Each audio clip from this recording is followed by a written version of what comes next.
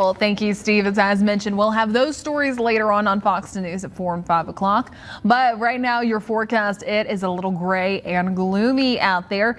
But just a reminder, it's a great time to go ahead, download the Fox 10 weather app. That way you're staying updated with the forecast. You can even track along with some of these showers, those thunderstorms out there, and take a look where we're already starting to see some of those alerts just offshore in the coastal Mississippi, starting to see that special marine statement, and then also looking in just closer on really the west side there of Bruton, and aerial flood advisory in effect for portions of Escambia County and Alabama. But let's go ahead and dive deeper into what exactly I'm tracking out there. And here's going to be the live view over downtown Mobile, and it just continues to be that soggy look out there. More of those showers.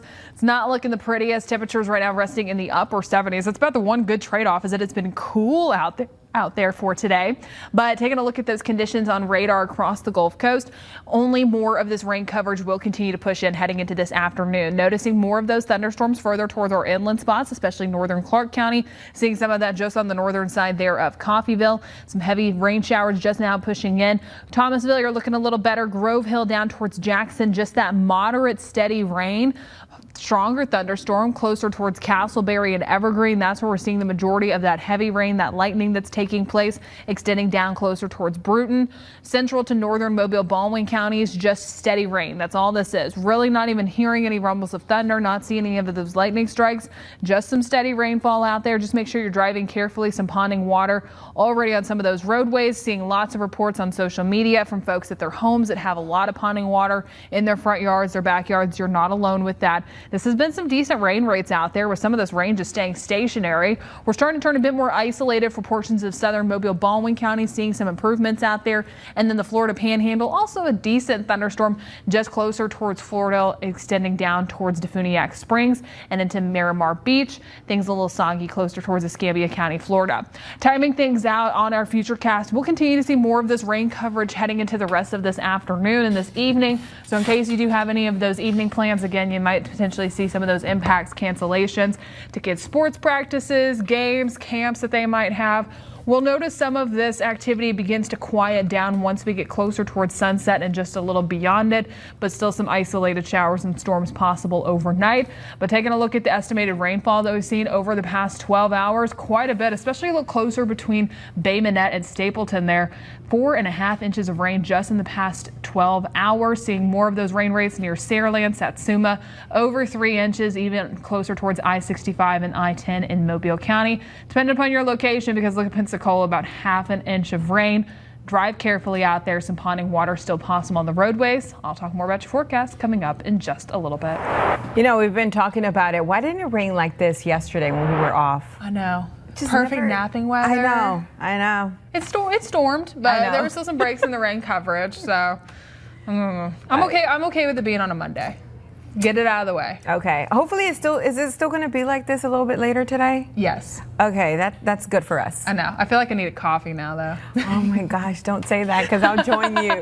Okay, so speaking of the weather, we of course appreciate our weather watchers. So we have a few photos that you have sent us, submitted to us. So look at this first one. This is by Rob Busby, East End Dauphin Island. Look at that. What a capture there with that lightning strike. Did it hit that boat? I don't think so. I think the boat is just off I think the boat's closer than the lightning strike.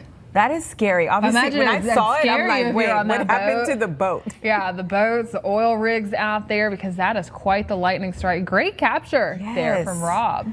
Now, this next one is from Mary Shannon. Ooh, says, Mary Shannon Hope, sorry. That's just a storm. The clouds on this photo, amazing. My assumption is that that's going to be on the eastern shore there. But if you look, it's just dark, gloomy skies, and then in the far distance, just some of the clear skies out there. Yeah, that looks scary. Eerie. I'm excited for this one. Okay, this next one sent in by Chuck McDonald. Chuck, and it says McDonald Road and I-10. It all goes together on the teleprompter here for what we can read, but there you go. More of that. It's just the dark, ominous clouds for some portions and then sunshine in other spots. I think that's one of my favorite things driving out across the Bayway is that you get a much better aerial view of everything around you. Yes. So you could like thunderstorm there, sunshine there, rain there, and you get to see it all. I like when they send us like that 0.5 lens. That way it's a Yeah. wider lens and we can see a little bit more. But these are great photos. They are. And then also we have this next one from Jeff Jordan. Exactly what I was talking about. Jeff Jordan, rain over Daphne taken from a sailboat on Mobile Bay. The sailboat got me. I know. I'm more into the sailboat. So unfortunately, Daphne really getting some of that rain. If this was yesterday, then I was definitely included in that. We were just waiting for some of that sunshine. Yeah. But it just shows you how isolated some of these showers and these storms can be, especially in the summertime. I mean, blue, sunny skies, and then one decent, probably strong storm there. Yeah, I can tell my friends, hey, oh my gosh, that rain. And they're like, what rain? Oh, okay, never mind. Yeah, you were a part of it. But look at how tall that cloud is, too. Great photo, Jeff. Okay, this next one, Caleb Roberts. Lightning on 624 that was caught in Union City. These are 3 photos.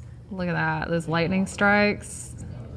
We have a few of them here. So this is Union City. This is actually in Tennessee. We had to dive a little bit to see where he was located. But yeah, so this is going to be in Tennessee that we're getting these sent in from. Hey, send them in from wherever. Beautiful. I'm wondering if it was a video and then got some captures of it. We might only have that one photo. Yeah, I think, well, I'm not sure if the 3 pictures went with this one, Yeah. but great photo right there. Great photo. capture. I mean, it's so easy for you to submit your photos. I actually want to submit one that I took this weekend. It was, you know, when you look at the clouds, you see certain shapes, and I just was curious to see what other people were seeing compared to what I thought I was seeing. But shapes, clouds take certain shapes sometimes where you can see like you think you can see like a dog or a cat or something. That's my husband and I's favorite thing to do. We'll just sit there and we'll just, that looks like that. Yeah. Oh, now it looks like that. Yeah. So they're constantly changing and moving. So always a fun thing. So I need to see that photo. I know. I need to submit it. And then also, it's super easy. You can do it on our website, on our apps, Yep. weather app too. Super easy. So it doesn't even really matter what it is. If it's weather, if Yeah. it's something that you're cooking this holiday weekend. 4th of July. Yeah. Fireworks. I'm sure we're going to get tons of those heading into this weekend. Your kids, if you're out at the beach, on the boat, go ahead, submit in all those. Plus also your dogs for our dog walking forecast in the Yeah. morning. All right. Well, we'll be back with a more Beyonce. Did you see that? That happened in Houston. Yep. We got more details We got on some that. more trending stories. Yeah. We'll be right back with more Fox 10 midday or 3 p.m. live after this. Oh my God. I was still stuck on Beyonce. Committed to you. This is Fox 10 Live. Welcome back. Okay, your next cruise to Mexico could cost more. A new passenger tax will take effect tomorrow on July 1st. So cruise passengers will be charged a $5 fee when their ship stops at a Mexican port. The rate will eventually rise to $21 a passenger over the next 3 years. So about 3,300 cruise ships are expected to stop in Mexican ports this year, bringing about 10 million passengers with them. So keep that in mind.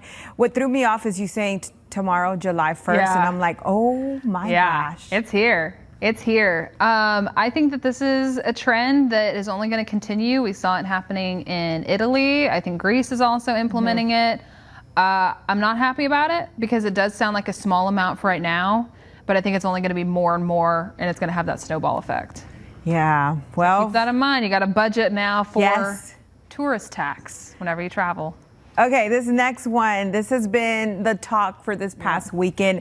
A malfunction during Beyonce's concert in Houston Saturday leaves the singer suspended above the stage. Oh, cell phone video from the concert shows Beyonce in a prop car during a performance of her song 16 Carriages. So the car is suspended in the air and then slightly tilted. Beyonce repeatedly says, stop. That scared me when I heard her say that. She said it a few times. So the car is slowly lowered to the stage and the show continues as normal. Beyonce's company Parkwood Entertainment said in a statement that a technical mishap caused the car to tilt and that no one was injured.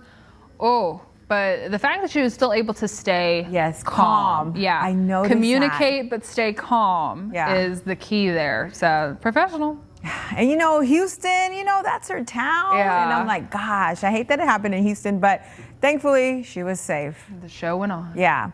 Okay, well, 1 week just wasn't enough for Crumble's cookie collaboration with Benson Boone. The Moonbeam Ice Cream Cookie is back for an encore, back on Crumble's rotating menu starting today through Saturday. I think we're going to have to taste this one. I know. It's the first time in Crumble history a limited edition dessert has made back-to-back appearances on the weekly lineup. Crumble's CEO and co-founder Jason McGowan says that fans called for a Moonbeam encore, and we're here for it with backflips. So the Moonbeam ice cream cookie is a chilled chocolate cookie topped with Moonbeam ice cream inspired lemonberry and marshmallow topping. This has been the chatter on social media because I've learned that people either love this cookie or they hate it. Ah. Because it's more of the fruity with the chocolate. Yeah. So it's a little different. But there's some people that absolutely love this. They say it's the best one that they've ever had. Oh, makes We me got to try hungry. it. We got to try it. Okay. Tasty Tuesday. I know. Okay. Well, maybe we can. Tomorrow is Tasty Tuesday. There you go. Okay, we're thinking here.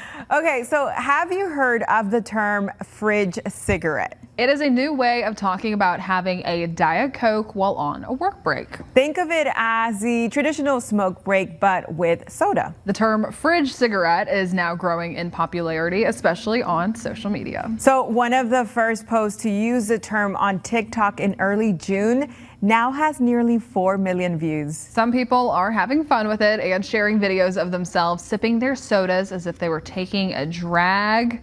I get this. I get it. I feel like we all do it here, especially, look, Nicholas is Nicholas over in the corner right now. is taking a fridge cigarette with, what are you drinking right now? This is root beer, zero sugar. Root you beer, switched zero it up, sugar. root beer. Can you still call it a fridge cigarette if it's just a regular Coke and not Yes, a Diet Coke? yes. I'm here for that afternoon pick-me-up of a soda. I know. I have soda craving all day. Yep, I'm okay with that one. So I'm here for the fridge cigarette, having that break. Let's go ahead and talk more about your. Nicholas is over there shaking his head. Taking a look at your forecast. Hey, look at this. We're seeing sunshine down in Orange Beach right now. Some improvements. It's looking a lot better, but look at that crowd. It is growing. I'm only anticipating more and more of those folks to get out there as we approach closer towards July 4th. But now that we're starting to see some of that rain quiet down, it's looking better. But even then, luckily, we weren't even seeing thunderstorms out there earlier, so the folks were able to enjoy some of the beaches. Temperatures slowly warming up. Look at that difference out there, introducing some sunshine. We're resting in the lower 80s, but it's feeling more like 89 due to some of that humidity out there. So some slight improvements. The rip current risk at our local beaches is moderate today and tomorrow. We're seeing those yellow flags out there. Improvements closer towards midweek, and by the end of the week, once it drops to low, it's going to be looking great out there. And then checking in on the tropics.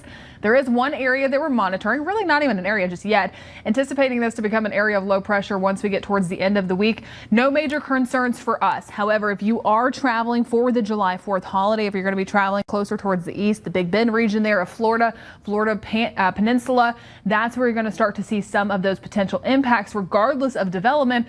It's going to be a soaker. It's going to be bringing increased rain chances closer towards portions of Tampa, Orlando, extending down closer towards Fort Lauderdale. So do just keep that in mind, especially if you're going to be hitting the roadways midweek closer towards the weekend. Still low chances to develop, but something that we'll continue to keep an eye on. Heading into tonight, more of this rain coverage will continue. It's going to be staying wet and soggy for your afternoon and evening. Hopeful to start to see some more breaks in that rain for any of those evening plans that you might have. Even then, the thunderstorms are very isolated. It's mainly just a rain event so far, but as we do get further along into tonight, some of that rain coverage begins to fizzle out. By tomorrow, more of those rain showers and thunderstorms will continue. Expecting temperatures to be a little higher than today, still slightly below average, but rain chances looking to be about that 60 to 70% range for July 1st, starting off a brand new month. I can't believe it. And then we turn a bit more quiet by the end of the week, but those temperatures tick up. They turn hot. Meteorologist Nicholas Herbosa will talk more about that in your forecast coming up on Fox 2 News at 4 and 5 o'clock. Vanessa. Okay, that'll do it for us here on Fox 10 Live. Jen, going on vacation? I am. I'll be back tomorrow for Studio 10 and midday, but after that, we're on the road. I guess we'll have Nicholas join me. Bye, y'all.